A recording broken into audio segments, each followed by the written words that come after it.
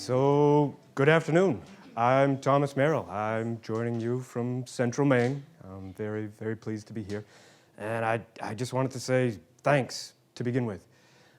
I'm extremely grateful to this group, right? The fellows, the contributing faculty, staff like you have made this a year to remember. This close-knit group that we've made, right? You can't synthesize this. This is organic. And what we've built over this year is over such a condensed period of time even has been amazing for me. I was also thinking that my boss back home, my director, he would be thankful too after meeting you because I know back home I think you know me as being fairly easygoing, but back home I'm really difficult to manage, especially for a director. But wow, this is not a group that's easily led. Amongst all of you, my boss has it easy. And so, but really, you feel like family now, which was unexpected for me because I now realize that I have not spent enough time professionally surrounding myself with people like you, people who incorporate passion and social mission into your careers. Part of that contrast here for me is that I never really felt like I chose my path here. I arrived here unexpectedly, probably for both me and for my parents, that I would be here. But from a working class household with two parents who had grown up in harder times than these, and they were never able to consider post-secondary education. Yet still, my sister and I, we were told from the early years, from either parent, whichever one got bedtime duty, as they would let us pick out the books, that we would be going to college. It was never a question. It was just, that's the direction that you're headed. We never questioned otherwise, right? Like, why would our parents, who didn't have the opportunity, push us towards college? I mean, insist on it even. If you've spent much time in the more peripheral latitudes, which, I mean, this group, all of you have, you've probably noticed the generational trends are a few years behind, right? I'm of a certain age, but I'm no millennial, right? I was never encouraged that I could do what I want. I was never told that I could chase a passion or that there are any magical, schemes that I could concoct that would earn a living, right? I learned instead that education was the path to productivity. The paper mills and the shoe shops of my home that supported generations and of all the roots of my family, we're just French, Canadian, Acadian on all sides. But those places were being automated. And so what my dad, everybody's dad's the strongest person in the world, right? But my dad really was, like, he was able to do with his bare hands and his back what other people needed tools for and lifts, right? And I was not going to be able to do that, for one, because I'm not a formidable human being, but also because I was going to need to maintain the circuitry, right? So instead of brute force, right, I was going to need engineering and study and calculation rather than reflex. So I followed computer science because I thought it was a responsible thing to do. And also because it was the easy thing for me to do. It wasn't a challenge. It just came naturally. And even when I've applied it in more social settings, rather than advancing the science of computer science, I've always just kind of taken those tools and used them to help other people. But I've never driven those projects. I've really only answered the call to meet the demands for their technical support. And I was struck, so over the course of this week, I've written down so many books that you all have recommended, like good intellectual sounding stuff that I don't usually get to. I read fantasy because I'm a nerd. And on the way down, I was reading a new book that I just picked up. It's by Philip Pullman, who he's British, but otherwise I appreciate his perspective, right? Because I Christian background, but now he's a non-believer, and I can't commit to atheism, but like the Christianity itself still has, like, you know, especially from a Catholic upbringing, you know, it's the ritual, the art, the tradition is still very meaningful to me. So he's got this book, and if you read the reviews on it, right, the reviews are the best part. You know, some of them are say, oh, you know, this is inventive, and it reads like fantasy, but it also, you know, it's also part documentary and part, like, you know, historical nonfiction. But then the other reviews are just like, well, this is kind of insulting, or this is absolutely provocative, or you don't want to bring this home to your grandmother. I'm like, really? It's just a fantasy book. Come on. So the name of it is The Good Man Jesus and the Scoundrel Christ, which, I mean, right, that dualism right there. And so it imagines, what if Jesus Christ was not one person, but two people? And so it tells the story of Jesus and Christ, twin brothers, through their upbringing. And so I wanted to read one excerpt from it. So it's a part where, so Jesus is the outgoing one, he's the passionate one who always speaks from the heart, and he's in a crowd of people who otherwise would not receive the benefit of educational preaching, right? He's talking to sex workers, prostitutes, he's talking to money lenders, right? Like the worst types of people that you can think of, but that doesn't matter because we're passionate and we're loving. And so he's preaching from the heart. Meanwhile, Christ is in the back, just kind of taking notes and writing scriptures so that there's a recorded history of it. Until after the meeting when they all go their own way, and Jesus is able to get into a good debate with the other preachers and the lawyers at the time, and he's giving them a run for the money, and Christ is just kind of cleaning up until one of the sex workers approaches him and mistaking him for Jesus, and she needs help. And when Christ explains to her that he can't help because he's not his brother, he explains the difference between the two of them, saying that Jesus acts with the whole of himself at every moment. And I'm always holding something back out of caution or prudence, or because I want to watch and record rather than to participate, right? There are some who live by every rule and cling tightly to their rectitude because they fear being swept away by a tempest of passion. And there are also those who cling to the rules because they fear there is no passion there at all. And if they let go, they would simply remain where they are, foolish and unmoved, and that they could bear least of all. And that struck me because I think I've been on that side, foolish and unmoved. And so I've been reflecting on how did I get here without allowing myself to act on feeling or instinct or passion.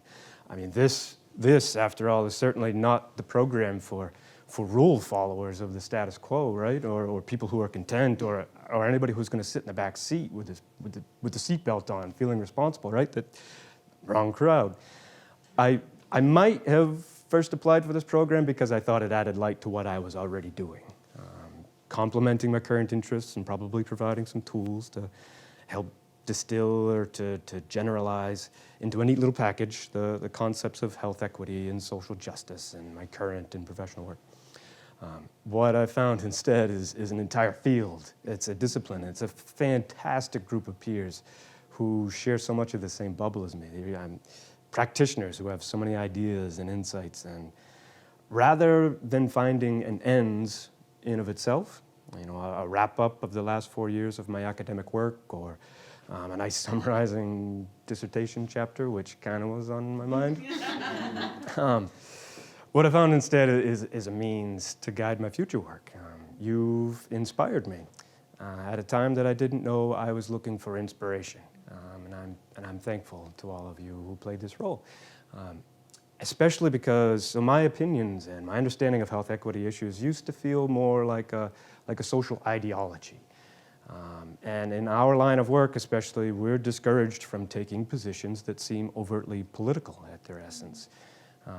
But work through this fellowship, and especially spending time with you, really has helped me build a better playbook of the scientific methods and the case studies and the terminology for communicating the concepts of health equity. Instead of an academic curiosity, now I know that it's actually my obligation to push people to rethink how we currently measure these things. And so, of course, we do need to keep these scientific tools. We have to approach this scientifically, and our professional trainings, especially this program, have tooled us for that.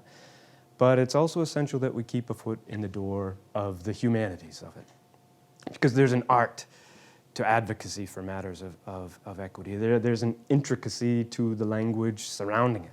And there are many socially driven feelings to it, including empathy, which, like science, shouldn't be a political issue. And also, like science, we can't rely on empathy to be intuitive. It's empathy which we must constantly work on. We have to intellectualize it. We have to challenge ourselves and those around us with it. When I first started thinking about this chat, I was driving between meetings, and an NPR story was on, and it was a story about racism and how we perceive it in our communities. And they had split the populations into two groups, and they found that the older generation saw racism as just something that we've individualized. It's a one-on-one thing. But the younger generations were more open to, okay, some of this is attributed to individualism, but it's also a cultural component. There's unconscious biases and structural racism that's incorporated into our law.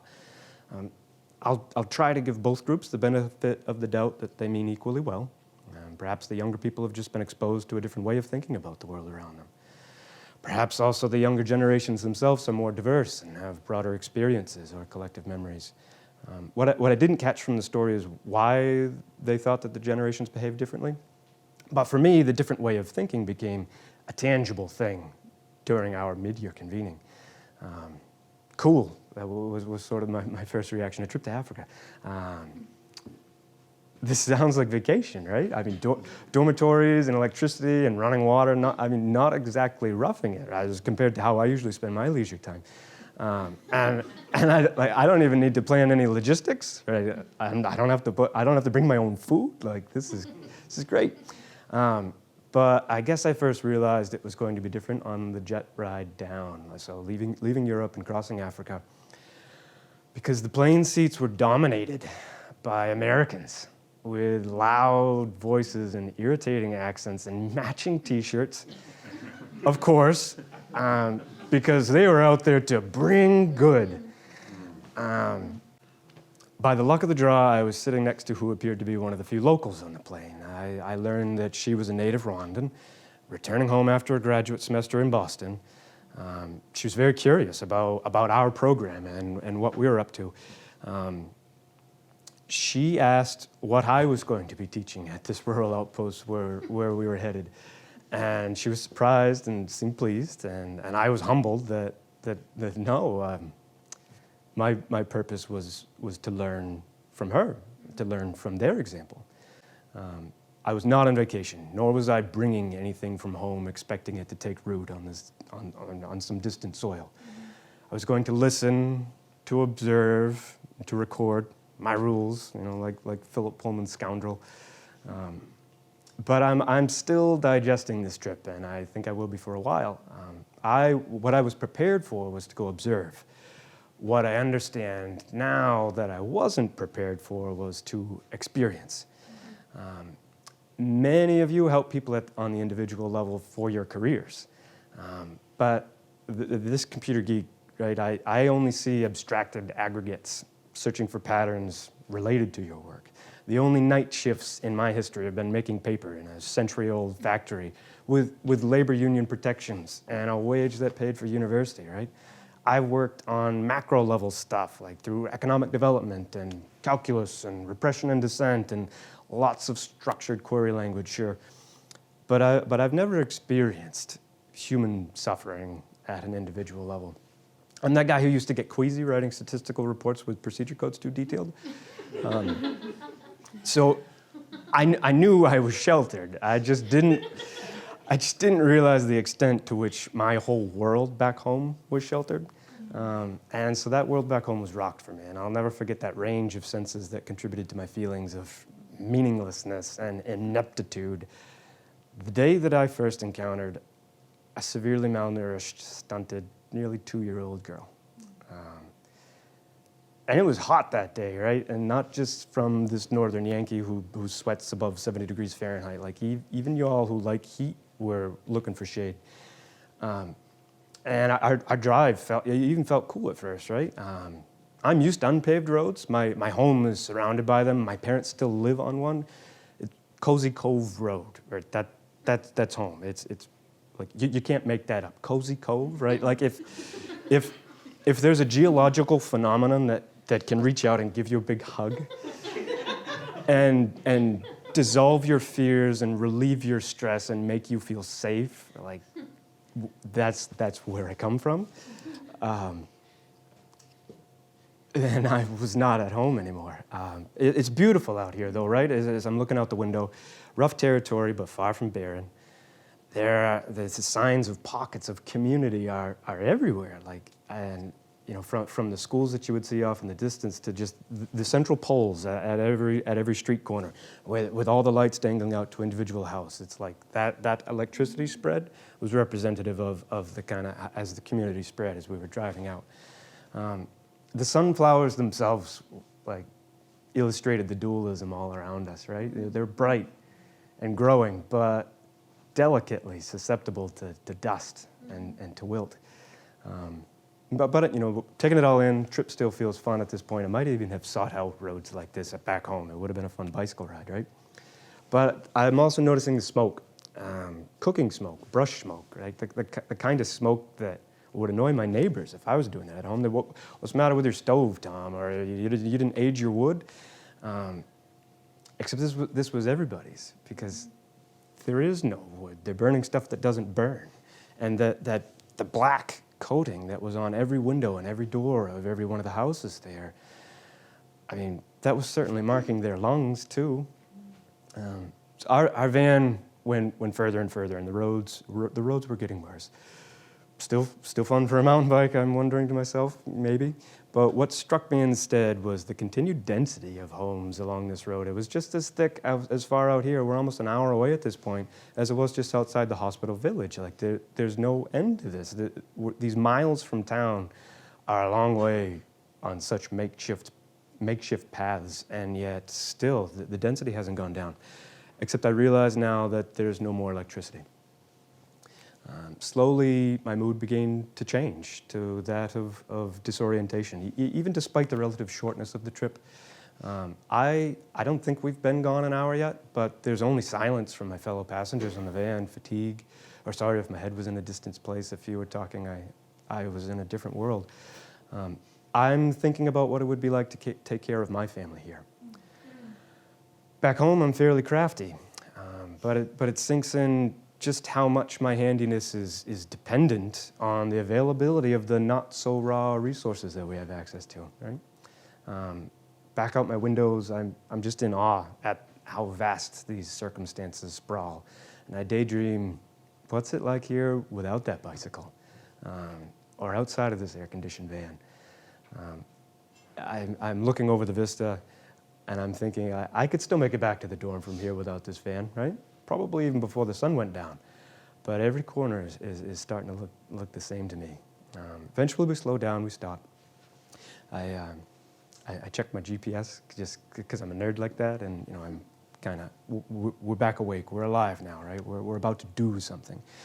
We walk to one household while the occupants of all the other houses around it come out to see what the commotion is. And I am embarrassed. I'm embarrassed by my shoes, that I have sunglasses, that we take pictures of it as if this was an exhibit. I put my phone away. We meet the mother and the child, and wow, kids that age back home are learning to play pass with you, and they're constructing full sentences. And this one couldn't defend her own eyes from the flies that were landing in them, looking for a convenient source of hydration, because that was the only water around. And I've never witnessed such a lack of capabilities that even a fly could exploit a human. I had in my backpack fresh combinations of shorts and socks for each of the 12 days on my journey. Her clothes were soiled in a streak from her belly to her shoulder blades. what's a database programmer to do? Months later, Gwen was able to forward a follow-up of the statuses of the homes that we visited from many of the families. It sounded like this one in particular had fallen off the radar, fallen out of what modest support net there was. Some people have so little that they can fall through any crack. And so I guess I'm learning that it's my prudence and my caution and my rules back home, my quest for finding that responsible path, whatever it is, the pragmatic one. Maybe my fear that my community won't appreciate a radical that has kept me foolish and unmoved, naive and oblivious to the extent of the inequities that surround us. Privilege, afforded to me like world history has rarely seen, has kept me foolish and unmoved. And so maybe I figured I could change that, but now I realize how much larger of a task it's going to be. How do I make sure that when NPR updates their story, that the next generation knows that all injustices or racisms or otherisms are socialized rather than individualized? How can I design like a radical policies and interventions without turning off the members of our society who aren't tuned in to the need for that? I mean, maybe we can't all be radical revolutionaries, but we're building a radical revolutionary social movement together. And so I'm still no motivational speaker. I'm certainly no Dr. Agnes or Paul Pierre or Paul Farmer, but I feel like I've been charged for the task, right? And I'm accepting the challenge. My journey this year has led me to see this Leadership for Health Equity program as a means for social justice. And likewise, I need to consider passion itself as the fuel for pursuing my goals, rather than sitting back and wishing I had a passion as a goal to begin with. As all my other statuses have been given some end of themselves. But we can be radical and ambitious in each of our own micro projects, right? Doing what we can with what we have. We can be critical of what we think, and we can keep ourselves from being too focused directly in front of us, such that I have, so that we can still catch opportunities like this one in our periphery. Thank you.